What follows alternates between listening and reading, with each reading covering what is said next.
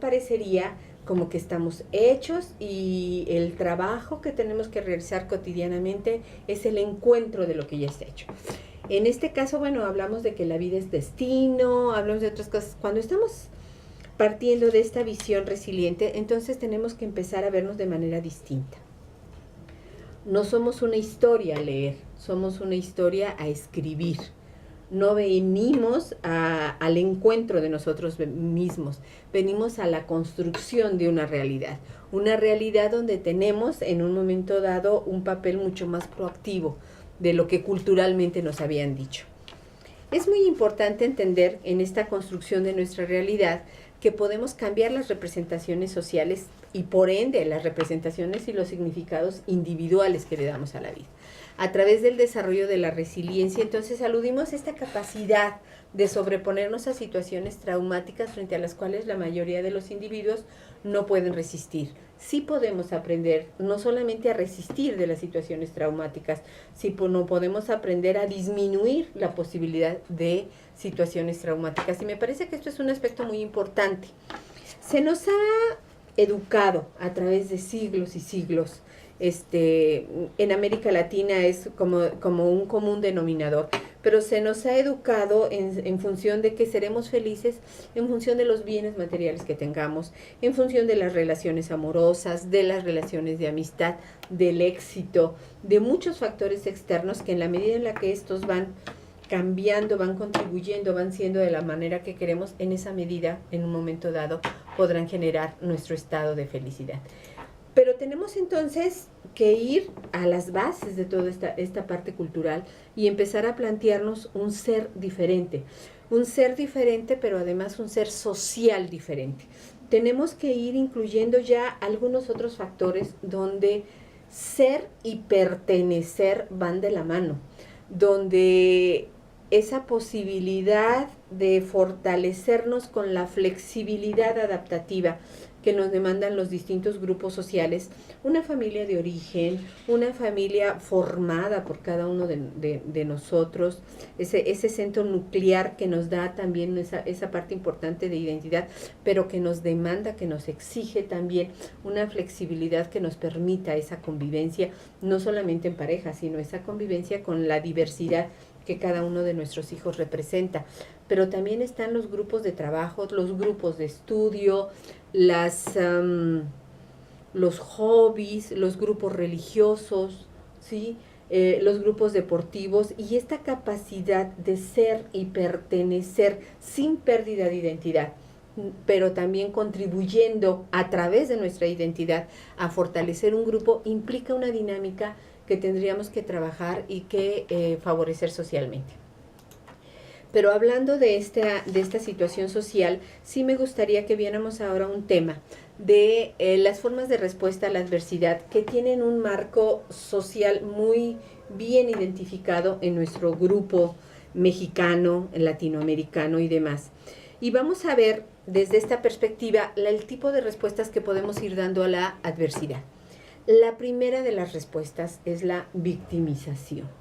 Creo que estamos claros en que todas las personas en algún momento somos víctimas de una situación. Pues somos víctimas de un virus, de una bacteria, víctimas a veces del clima, de la situación económica, de la situación política, de la violencia, víctimas en general. O sea, es parte natural de la vida. La vida es bella, pero no siempre es agradable.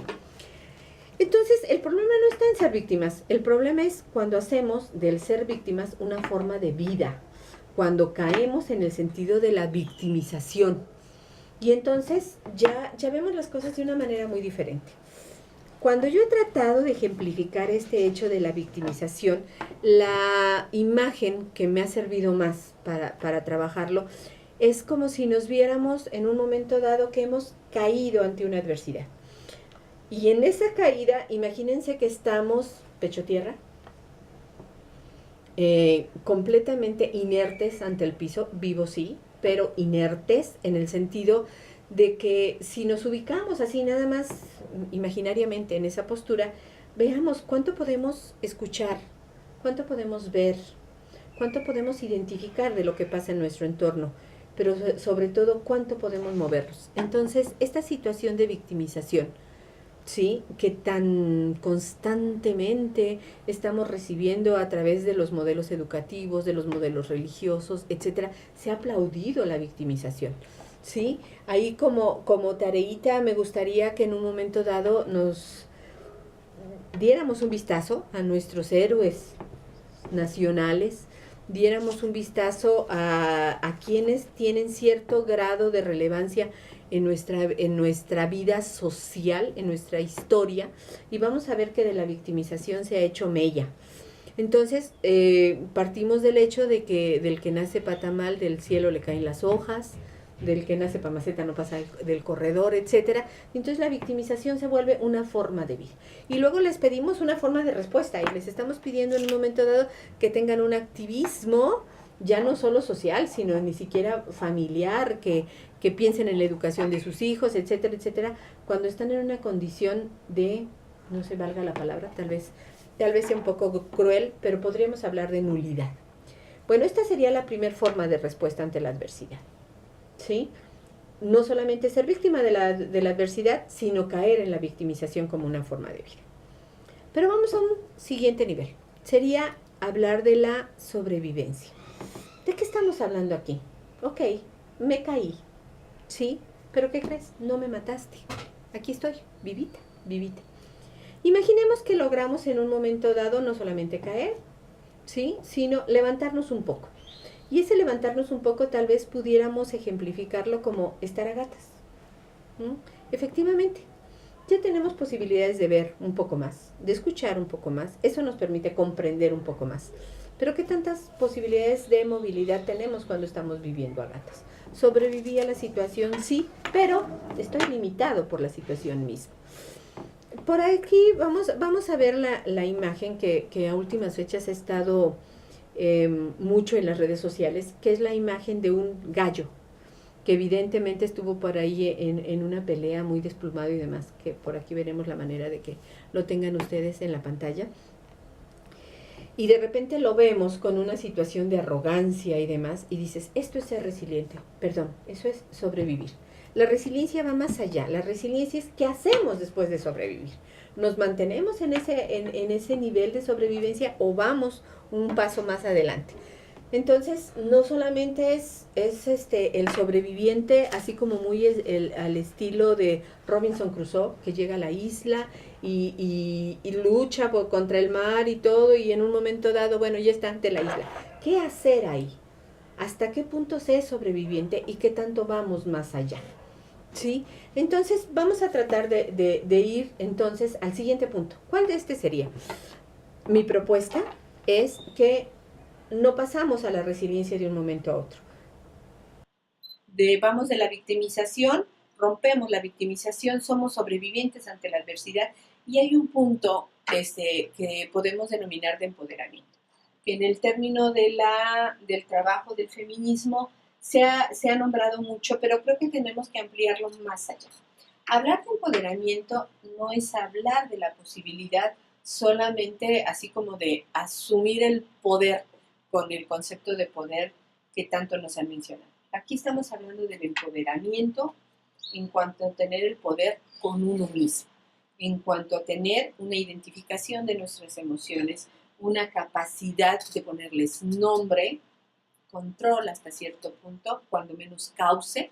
Bueno, si estoy enojada y pues en lugar de un enojo que me haga destruir, ¿qué tal si buscamos una forma de enojo que me haga construir algo más? Y entonces ya no solamente es en este ejemplo que dábamos de estar hecho tierra, de vivir a gatas, y es la posibilidad de ponernos de pie. Cuando nosotros estamos de pie, tenemos muchísimas alternativas. En principio de cuentas, no solamente podemos ver y escuchar con mayor claridad, sino al mismo tiempo tenemos la capacidad de orientar nuestro cuerpo hacia la fuente del estímulo visual, auditivo, etcétera, ¿no? De lo que estemos hablando. Podemos orientarnos, podemos agacharnos, podemos saltar, podemos caminar lentamente, empezamos a tener esa posibilidad de control en cuanto a las opciones de contacto que podemos tener con el mundo. Entonces, esta posición o posicionamiento que podemos tener en un momento en el entorno, de ser, tener claridad de lo que somos, de ese fortalecimiento de nuestra identidad, nos permite obviamente tener un contacto mucho más sano y más libre con nuestro entorno. Pero ¿qué sucede cuando no solamente soy capaz de ponerme de pie y de identificar los elementos que tengo alrededor, sino que además asumo un proyecto de vida y tengo un sentido de trascendencia que guía mis pasos? Que guía mis pasos y no solamente que los guía de una manera individual, sino además de que guía mis pasos me brinda la oportunidad de tener comunicación con otros. Eso que a través de los ejercicios y de las conferencias de mis compañeros anteriores se ha tomado una y otra vez. Ser resiliente no implica forzosamente el serlo con el otro. No podemos hablar de mi resiliencia si no es a través de una visión donde recibo el apoyo de otros y lo brindo también, ¿no? Entonces, esta es una parte muy importante. Entonces, ya tenemos un esquema general. No solamente tenemos la desgracia en su momento de vivir ante las adversidades. Las vivimos, somos víctimas, podemos no caer en la victimización, empezar a levantarnos ante esa adversidad, mantenernos de pie y sobre todo planear nuestras acciones. Y planearlas al punto tal de que esto nos permita en su momento ir retomando e ir generando mejores condiciones, no ir disminuyendo las condiciones de vulnerabilidad y al mismo tiempo fortaleciendo, blindando nuestros ambientes, ¿sí? A ver, entonces vamos a ver un poco más. A ver, entonces ya tenemos una visión un poquito más clara y ya estamos tal vez ubicando, no sé si pudieran hablarse de fases de la resiliencia, no sé qué nombre le tendríamos que poner, no, pero bueno, vamos a ir sacando algunas conclusiones en este sentido. ¿Qué implica ser resiliente? Bueno, en principio de cuentas, hablar de que ser resilientes, en este momento tengo la fortaleza suficiente como para responder resilientemente. No es un estado permanente, no es una característica personal, tiene que ser un esfuerzo constante que trabajamos día a día en este ser resiliente. Y además que depende no solamente de nuestra motivación, actitud, interés, sino depende de las circunstancias, ¿no? Ya vemos que es una forma de respuesta ante las circunstancias mismas y las circunstancias cambian y hay adversidades que más o menos aprendemos a sortear, pero hay adversidades que nos doblan. Ok, sí, caemos, pero volvemos otra vez a retomar esta postura. Bueno, entonces vamos haciendo ya algunas conclusiones, no solamente de la presentación que ahora hago, sino que tienen que ver con todo lo que hemos estado viendo en el seminario. Ser resiliente es un hecho observable, es una realidad humana. No estamos hablando de un nuevo ser humano, le estamos poniendo nombre a algo que ha ocurrido a lo largo de nuestra historia. El valor de una actitud optimista y el pensamiento positivo es algo muy importante. Tenemos que partir del hecho de un optimismo como una creencia. Reconocer que todas las personas tenemos, sí, limitaciones, sí somos humanamente imperfectos, esa es una realidad, es una hermosa realidad que seamos humanamente imperfectos, pero creo que también tenemos que ir reconociendo que somos divinamente perfectibles. Y cuando hablo divinamente, no le estoy poniendo nombre, cara a esa divinidad. Estoy hablando de una fuerza de vida que nos permite una y otra vez ir avanzando, una y otra vez retomar el camino, retomar el rumbo, retomar el ritmo e ir paso a paso avanzando hacia nuestros logros. No solamente estamos de pie, dirigimos nuestras acciones y definimos el camino que queremos seguir. Tenemos que tener una nueva creencia en el ser humano, reconocer el papel proactivo que tenemos como personas.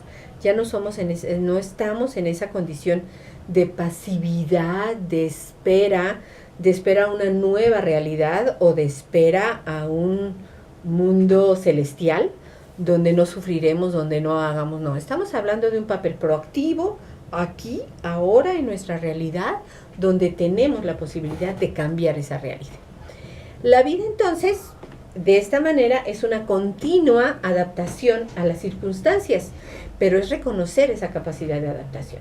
Cuando estamos hablando de un modelo educativo, tendremos que hablar que el modelo educativo tendrá que ir generando esas posibilidades de adaptación y de adecuación a las circunstancias de cada una de las personas a las que está dirigido el proceso educativo. Entonces, vamos incorporando a la adversidad como una parte del ciclo vital. Reconocer que las adversidades forman parte de nuestra vida y que en un momento dado son eso, adversidades. No es lo mismo vivir con obstáculos que hacer de cada adversidad una tragedia. Esto tiene que ser una parte importante de este nuevo modelo educativo desde la resiliencia.